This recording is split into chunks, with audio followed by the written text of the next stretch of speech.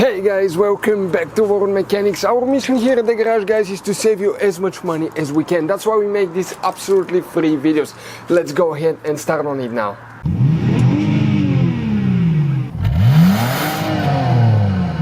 So let's start on it now. So guys, the oxygen sensor fuses, where you can expect to find them, we will demonstrate on this generation Dodge Ram here. What do we need to do? We need to go ahead and open the hood, and once you guys open the hood, let's zoom in a little bit. Here on the driver's side you have your car battery. In front of it, that's your main engine fuse box.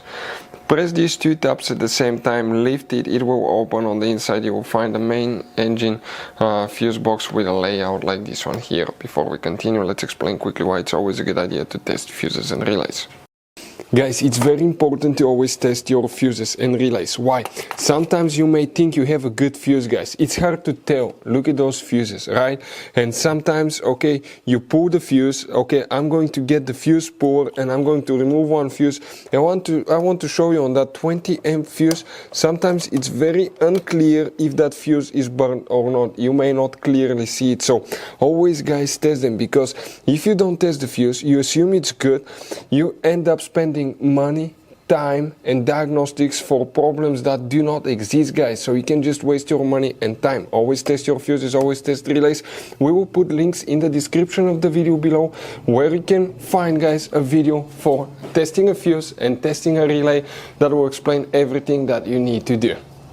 If you guys need to buy any parts, tools for your Dodge Ram, fuses, relays at a really good price, quick shipping, that way you do not waste money and time, we're going to put a link in the description of the video below for your convenience. Please check it out. Now, there is very limited information about which fuses they are, but most likely it's one of the engine management fuses. We will list 7 of them, so check all 7 of them. Most likely one of those will be for the oxygen sensors. Make sure, guys, you stand till the end. We want to give you one quick advice, that way you don't end up being stuck in the middle of nowhere like it happened to us. The fuses that you need to check is fuse 21, 22.